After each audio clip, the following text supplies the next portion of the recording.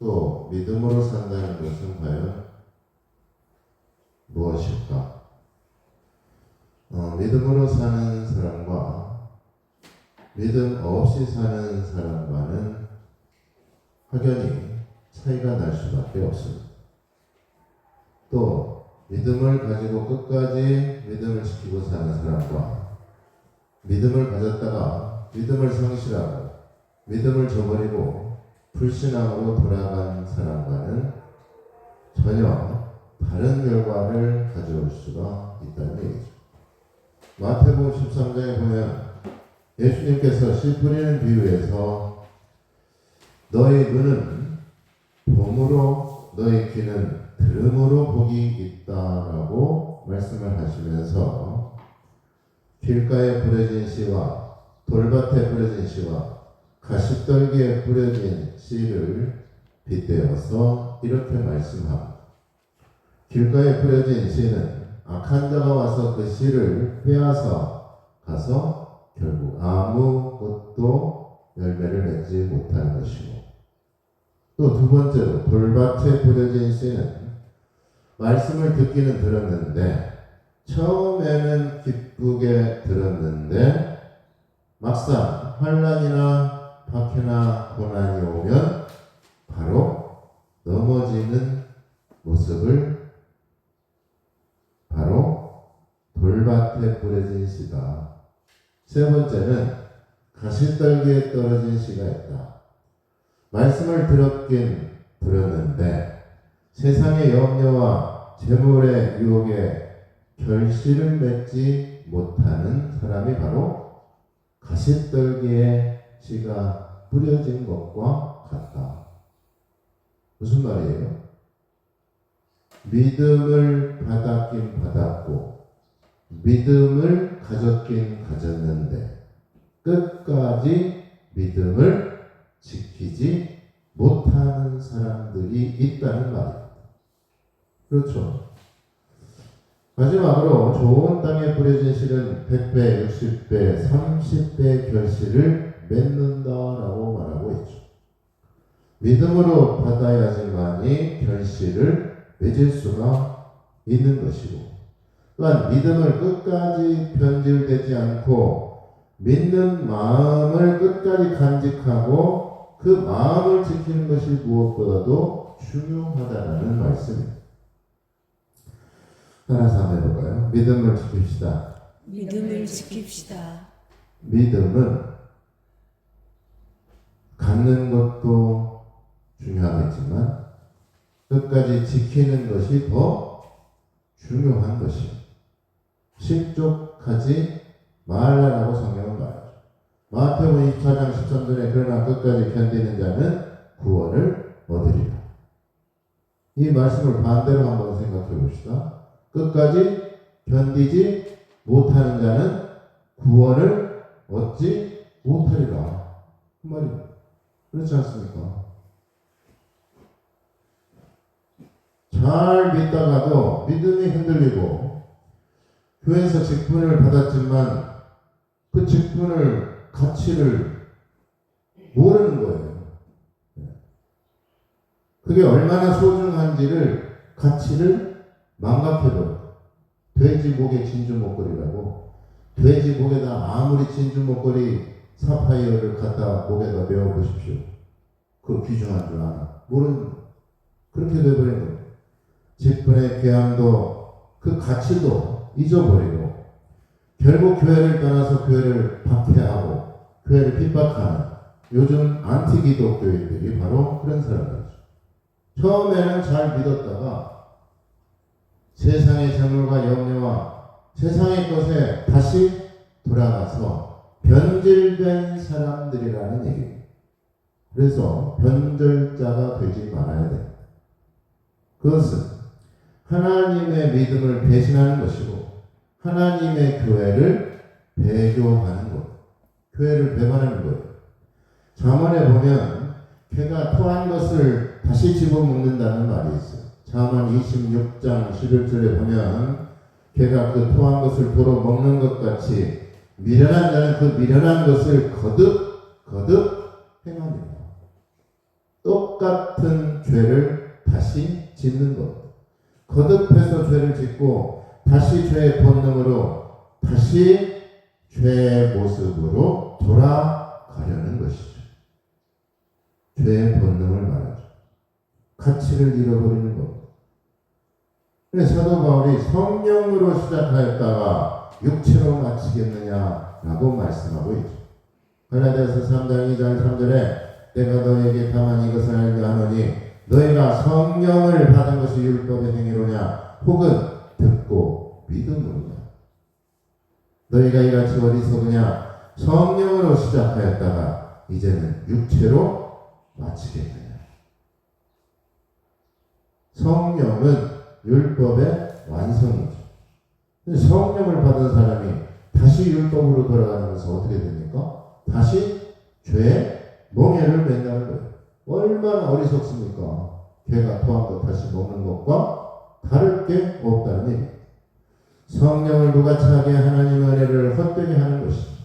믿음을 버리고 다시 세상으로 돌아가는 것은 마치 가룟 유다가 예수님을 팔아먹은 것과 전혀 다를 게 없다는 얘기입니다. 또한 변절자 간사한 자는 믿는 척만 한 것이지 정말 사실은 믿었던 것이 아니라는 것을 알 수가 있습니다. 힘들고 어려워지면 언제 그랬냐는 듯이 발을 빼버리고 맙니다. 고난이 닥치거나 곤란한 일이 생기면 온갖 핑계와 변명으로 나 몰라라 빠져나가는 것을 보게 되죠. 어려울 때 도움을 주지 않고 힘들 때 위로가 되지 않는다면 그 관계는 어떤 관계일까요? 형식적이고 그냥 모르는 사이인 것입니다. 모르는 관계죠. 어려울 때 도움을 주지 않고 힘들 때 나 몰라라 하는 사람이 무슨 관계입니까? 네? 아무 관계가 아니잖아요. 믿음이 아닌 것에 대해서 우리가 지혜롭게 그러므로 대처해 나아가야 됩니다. 믿음이 아닌 가짜 믿음, 거짓된 변질된 모습을 우리는 지양해야 된다는 얘기입니다. 우리가 분별해야 될 것은 거짓되고 가증스러운 것을 분별할 줄 알아야 됩니다. 간사한 것을 멀리해야 됩니다. 베드로 사도는 잠언에 나오는 개가 토한 것을 도로 먹는다는 말과 또 다른 속담을 하나 더해 가지고 거짓 교사에 대해서 비판한 바가 있습니다. 그 속담은 뭐냐면 돼지가 씻었다가 더러운 구덩이에 도로 들어넣는 것과 같다라고 연결하고 있습니다. 잠언에서 미련한 자는 자신이 잘못된 것을 잘못됐다고 생각해서 버린 그것을 다시 그 행위를 다시 주워 담는 개를 빗대어서 미련한 것이라고 말했지만 베드로후서 2장은 복음을 들은 자들이 거짓 선생들의 미움을 받아서 다시 옛 더러운 행실로 돌아가는 것을 책망하고 있습니다. 하나님의 은혜를 받고도 진리의 말씀을 알고도 다시 타락하게 되는 것을 지적하고 있습니다.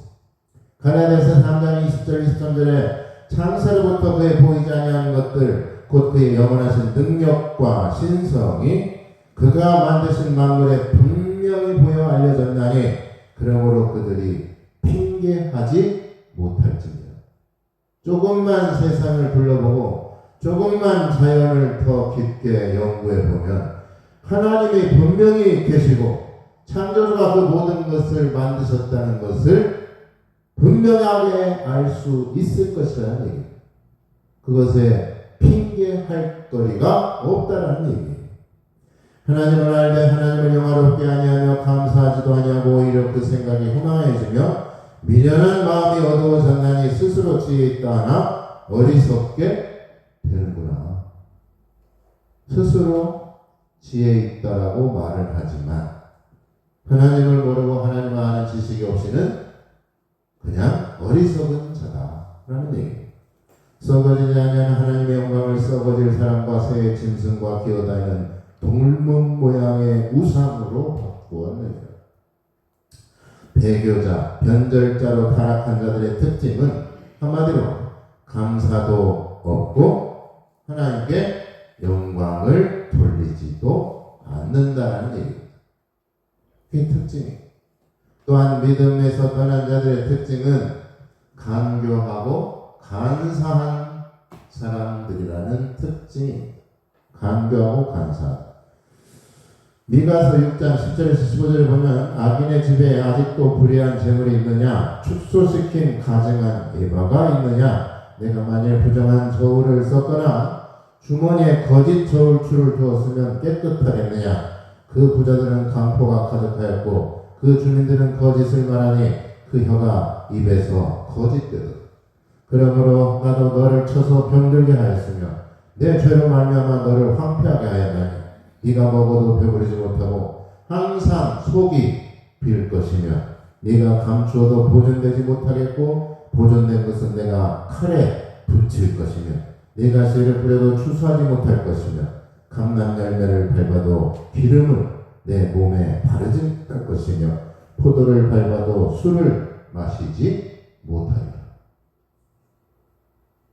여기서 가증한 에바란 뭘 말하냐면 거짓된 저울추를 말합니다. 추를 속이는 거예요. 축소시키거나 부패하고 부정한 것을 은폐하는 것, 아닌 것처럼 마치 있어도 없는 것처럼 모른 척하고 살아가는 것을 말합니다. 속이지 말라는 것이고 가증한 것을 가까이 하지 말라는 얘기입니다. 만약 그렇게 된다면 하나님께서 수고를 하여도 땀을 흘려도 보람없게 만들 것이고 결실이 없게 만들어 버리겠다는 얘기입니다.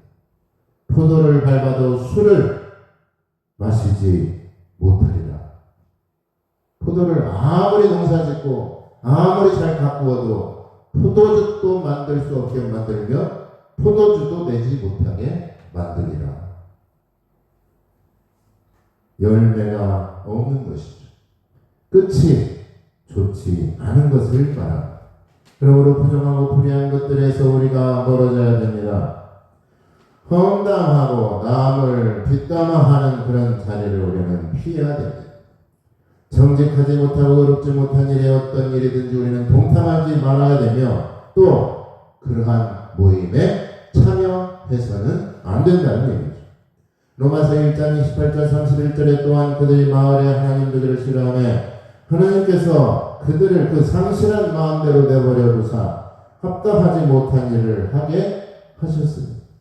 곧 모든 불의와 추육과 탐욕과 악의가 가득한 자요 시기사연 분쟁 시기 사기와 악독이 가득한 자요 수근수근하는 자요 비방하는 자요 하나님께서 미워하시는 자요 능욕하는 자요 교만한 자요 자랑하는 자요 악을 도모하는 자요 부모를 거역하는 자요 우매한 자요 배악하는 자요 부정한 자요 무자비한 자요. 하나님 두기를 싫어하는 자는 29절에서 30절에 보면 아주 자세하게 나와 있죠. 반대로 하나님 가까이 하기를 좋아하는 자가 되려면 어떻게 해야 될까? 하나님의 진리의 말씀을 우리가 항상 곁에 두고 살아가야 된다는 얘기입니다. 로마서 10장 17절에 믿음은 들음에서 나며 들음은 그리스도의 말씀으로 말미암아 항상 하나님의 말씀을 가까이 곁에 두고 듣고 그 말씀을 곁에 두어야 된다는 얘기죠. 믿음이 없이는 하나님을 기쁘시게 할 수 없다라고 분명히 말씀하고 있죠. 믿음을 가진 자는 이렇게 하나님 편에 서서 살아가는 사람을 말합니다. 또한 진리의 말씀을 듣고 말씀대로 살아갈 때 하나님을 가까이 하는 것입니다. 하나님 앞에서 사실 큰 죄와 작은 죄는 따로 없는 것입니다. 내 죄가 큰 죄가 아니라고 생각하면 그것은 오히려 자기 자신을 속이고 교만하고 자기 양심을 기만하는 것입니다. 또 자기 죄가 작은 것이라고 무시하거나 업신여기면 그것은 겸손한 것이 아니라 죄를 축소하는 것이고 겉과 속이 다른 위선이며 가식적인 것이며 외식하는 것이고 그게 바로 가증스러운 것이고 내가 하면 괜찮고 남이 하면 못마땅한 게 그래 바로 내로남불이죠. 내 속에 있는 죄를 먼저 회개하라는 것이 바로 믿음의 모습입니다. 내 눈 속에 있는 들보는 보지 못하고 남의 눈 속에 있는 티를 먼저 보는 것은 가증스러운 것입니다. 하나님 보시기 얼마나 가증스러울까요? 하나님은 다 알고 계십니다. 누가복음 6장 40절에 너는 내 눈 속에 있는 들보를 보지 못하면서 어찌하여 형제에 말하기를 형제여 나로 내 눈 속에 있는 티를 빼게 하라 할 수 있느냐. 외식하는 자여 먼저 내 눈 속에 들보를 빼라. 그 후에 아내가 밝히 보고 형제의 눈 속에 있는 티를 빼라. 주님께서 분명히 말씀하시잖아요. 자기 눈 속에 있는 커다란 죄는 발견하지 못하면서 남에게 있는 보이지도 않는 죄를 들추어내고 그것을 지적하는 것은 어떤 사람이라고? 외식하는 자다. 겉과 속이 다른 자다. 하나님께서 가장 싫어하는 가증스러운 자다. 자신을 속이고 남을 속이고 하나님까지도 속이는 것. 영국 속담에 강을 건너면 하나님은 잊혀진다라는 말이 있어요. 왜 그런 말이 있을까요? 위험 중에 있을 때는 하나님의 도움을 간절히 구하나 그의 도움을 받아 위험을 극복하면 더 이상 기억하지 않는다는 뜻에서 그 말이 나온 것입니다. 물에 빠진 사람 건져줄 때 보따리 있는 거랑 그런 것과 똑같아요. 급할 때와 들어갈 때와 나올 때와 다르다. 간사한 거지 않습니까? 다급할 때는 그렇게 아첨하다가도 위급한 상황이 다 지나고 나면 언제 그랬냐는 듯이 오만 불순하게 너스레 떠는 인간들을 말하는 것이죠. 위선 떨고 가식적인 모습은 믿음으로 살아가는 사람의 모습이 아니라는 얘기입니다. 예수님께서 제자를 택하실 때 나다니엘이라는 제자를 택할 때 그 제자를 두고 뭐라고 했냐면 저에게는 간사한 것이 없다라고 하면서 그를 택하였습니다. 이게 간사한 것이 얼마나 하나님이 보시기에 안 좋은 것인가를 우리가 알 수가 있는 대목이죠. 이탈리아 유명한 작가 단테는 신곡에서 배신자를 지옥 제일 밑바닥에 두었습니다. 그 장면을 이렇게 묘사하고 있는데 입마다 죄인 한 명씩을 물고 이빨로 마치 삼 찢는 기계처럼 물어 찢고 있습니다. 지옥의 가장 밑바닥 정면에 있는 사나이는 더 무참하게 발톱으로 찢겨 등 가죽이 벗겨지고 등뼈가 훤히 드러나 있는데 그 사람은 바로 가룟 유다. 그 머리는 악마 대왕의 입안에 있고 발만을 내놓고 있다는 것입니다. 단테는 남에게 피해를 줄수록 특히 정신적인 피해를 줄수록 지옥의 밑바닥에 쳐 넣었습니다. 이 풍자를 통해서 인간이 짓는 죄 중에 가장 나쁜 죄가 바로 배신이라는 것을 단테의 신곡에서 그려놓고 있습니다. 단테는 배신은 인간이 범할 수 있는 죄악 중에서 가장 추하고 가장 더럽고 가장 비열한 최대의 악으로 봤다라는 얘기입니다. 배신자들의 말로는 어떨까요?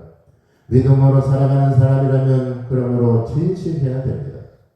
간사함이 없어야 된다는 얘기입니다. 변덕 부리지 말아야 됩니다. 그런가 하면 믿음을 갉아먹는 것이 바로 불신이며 그게 바로 배신이라는 것을 알 수가 있습니다. 노벨 문학상 수상한 오에겐 지브로의 작품 사육이라는 작품에 보면 한 명의 흑인 병사를 짐승처럼 사육하는 일에 종사하는 소년이 체험한 비극의 장면을 묘사하고 있습니다. 2차 대전 때 소년은 도시에서 떨어진 산 마을의 공동 창고에서 살고 있었습니다. 어느 날 소년이 살고 있는 마을에 커다란 비행기 하나가 그 마을에 추락하게 됩니다. 마을 사람들은 포수색에 나섰고 저녁 무렵 비행복을 입은 흑인 병사 한 명을 끌고 나왔습니다. 마을 사람들은 멧돼지 덫으로 쓰이는 쇠사슬로 그 흑인 병사의 양쪽 발목을 묶고 지하 창고에 가두고는 그 흑인 병사를 짐승처럼 사육하게 됩니다. 그러던 어느 날 소년은 멧돼지 덫에 묶여진 흑인 병사의 살갗이 벗겨져서 거기에 염증이 생긴 것을 보고 그 소년은 그 흑인 병사의 착고를 잠깐 덫을 풀어주게 됩니다. 그 소년의 도움으로 흑인 병사는 이제 쇠고랑을 찬 노예가 아닌 자유를 누리며 살아갈 수가 있었다는 것이죠. 그러나 그와 같은 평화도 그리 오래가지 못했습니다. 왜냐하면 그 시청에서 흑인 병사를 끌고 오라는 지시를 내렸기 때문에 그렇습니다. 그때 그 흑인 병사는 낌새를 알아차린 모습에서 지레 겁을 먹고 스스로 당황하여서 자기에게 착고를 풀어주고 자유를 주었던 그 소년을 인질로 잡아서 난동을 벌이는 반역을 벌이게 됩니다. 결국 흑인 병사는 그 소년의 아버지 손에 결국 죽게 된다는 그런 내용이죠. 모든 인류가 죄의 족쇄에 채워져 죄의 종으로 자유가 없이 살아갈 때 예수님께서는 이 땅에 오셔서 십자가를 지심으로 우리에게 자유를 주셨습니다. 그런데 예수님을 끝까지 믿지 못하고 세상에 지배되어서 상황의 질에 겁먹고 당황하여 만약에 예수님을 배반했다면 그게 지옥이 아니고 뭐겠냐는 것입니다. 그 결과 어떤 상황보다도 더 비참하고 어떠한 환경보다도 더 초라한 결과를 가져오게 된다는 것을 우리는 깨달아야 된다는 얘기입니다. 그래서 사실 인간은 믿음의 대상이 아닙니다. 관계도 믿음이 없이는 깨지게 마련입니다. 물론 믿음이 또한 신뢰를 가져오게 되고 관계를 유지하는 데 가장 필요한 것이겠습니다만은 오히려 가장 친한 사람들이 배신을 하는 것을 우리가 볼 수가 있죠. 그렇게 친했던 친구도 배신을 하고 그렇게 믿었던 그렇게 잘해 주었던 직원이 사장 가게에서 돈을 빼돌리기도 하고 심지어 자식도 부모를 배반하고 형제간에 고발하거나 심하면 서로 고소하고 죽이고 살해하는 경우도 종종 볼 수가 있죠. 이런 경우 우리가 인간관계를 믿음의 관계로 잘못 착각하고 오인한 데서 오는 결과라는 얘기입니다. 사람을 믿음의 대상으로 생각하지 말고 사랑의 대상으로 생각해야 된다는 얘기입니다. 믿음의 대상으로 여기면 그 믿음을 받을 만한 그릇이 안 되는 이들에게는 오히려 부작용으로 나오게 되는 것입니다. 배신, 배은망덕, 어떻게 나한테 이럴 수가 있어? 그게 있을 수가 있는 일이야 라며 가슴에 한을 맺히게 되는 결과를 가져오게 됩니다. 사람은 믿음의 대상이 아닙니다. 믿음의 대상은 오직 하나님밖에는 없다는 얘기입니다. 자신이 죽으면서 끝까지 배신자를 포옹하는 그 사람은 오직 조건이 없는 사람만이 가능한 것입니다. 용서는 믿음과 사랑이 있을 때 가능합니다. 그 믿음의 대상은 바로 하나님이시고 그 사랑의 대상은 배신한 사람이 될 수도 있는 것이죠. 그래서 가룟 유다는 끝까지 자기를 믿어준 예수님께 돌아오지 않았기 때문에 그는 그대로 형벌을 받을 수밖에 없고 베드로는 예수님을 배반했지만 회개하고 예수님께 다시 돌아왔기 때문에 예수님께서는 그를 다시 용서해 주신 것입니다. 하나님을 믿는 사람만이 사랑으로 용서하며 죽음에 이르기까지 그를 받아줄 수가 있는 것입니다. 사람은 누구나 실수할 수 있습니다.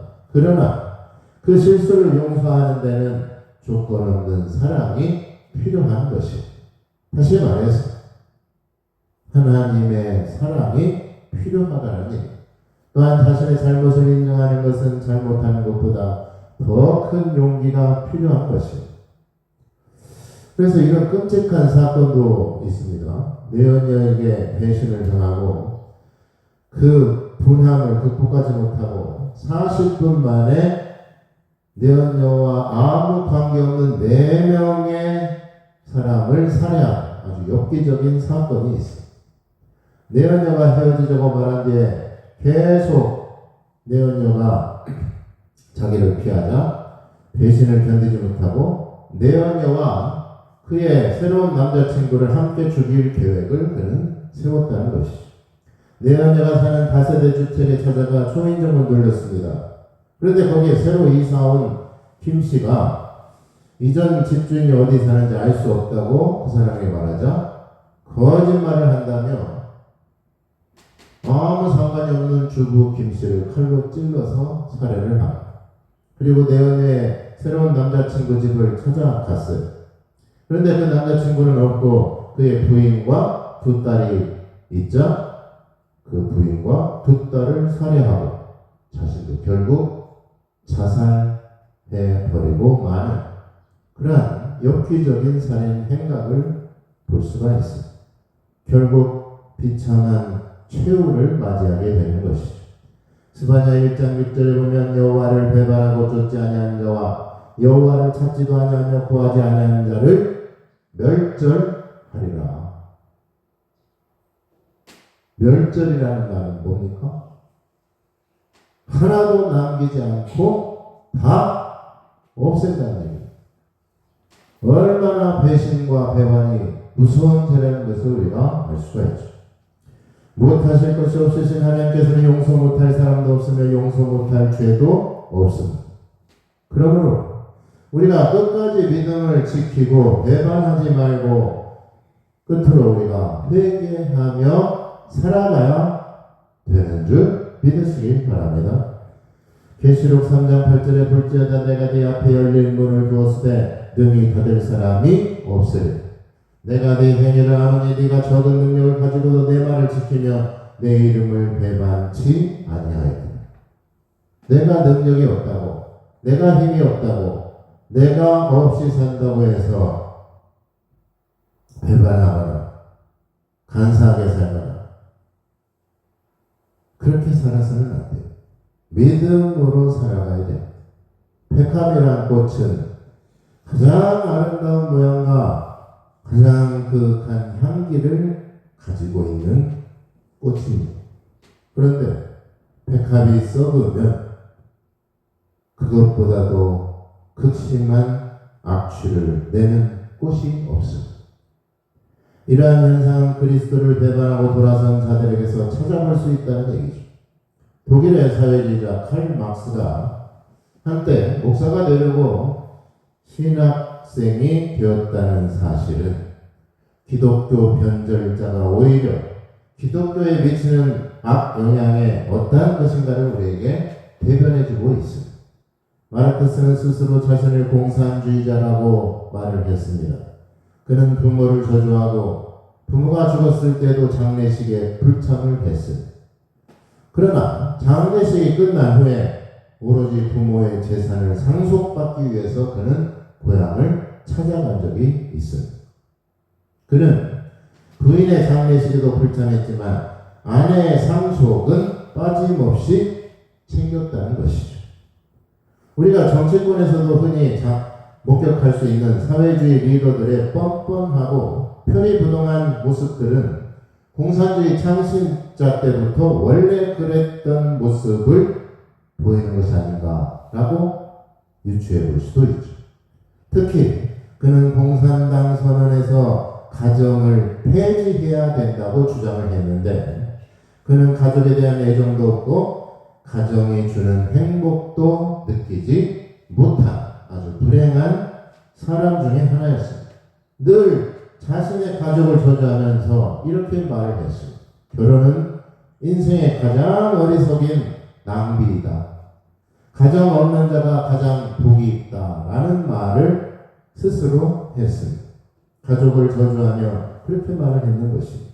그래서 마르크스는 7명의 자녀를 두었는데 그 중에 4명은 성인이 되기 전에 모두 열악한 환경 때문에 어렸을 때 죽었고, 결코 가난하지 않았던 마르크스의 사생활을 고려하면 그는 가족을 전혀 돌보지 않았다는 것을 우리가 알 수가 있습니다. 살아남은 3명의 딸들 중 2명은 아버지의 사회주의 이론에 심취했는데 둘 다 결국 자살로 그 생을 마감을 했습니다. 또 둘째 딸인 제니 로라는 마르크스의 열렬한 제자였던 남편과 결국 동반 자살을 했습니다. 자살한 이유는 생산력을 발휘하지 못할 때는 스스로 목숨을 끊으라는 마르크스의 가르침에 따른 것이라는 것입니다. 믿음을 잃고 믿음을 상실한 결과가 얼마나 비참한지를 우리가 볼 수가 있습니다. 믿음을 버리고 진리에서 변질되고 왜곡된 모습은 참담한 결과를 가져올 수밖에 없습니다. 하나님 없이 불신으로 살아가게 되면 결과는 별반 다르지 않다는 것이죠. 왜냐하면 배신이란 이 세상의 가장 아름다운 가치인 믿음과 사랑을 부정하는 까닭이기 때문에 그렇습니다. 용서와 사랑은 하나님께 대한 믿음의 바탕을 두고 오직 믿음으로 살아갈 때 간사하지 않고 위선 떨지 않고 배신하지 않고 진실하게 살아갈 때만이 용서와 사랑으로 계속해서 이어지게 된다는 말씀입니다. 오직 의인은 믿음으로 말미암아 사는 줄 그러므로 믿으시기 바랍니다. 끝까지 우리는 사랑하시고 끝까지 우리를 용서하시는 하나님만을 섬기며 하나님 말을 믿으며 순종하며 살아갈 수 있기를 예수님의 이름으로 축원합니다. 기도하겠습니다.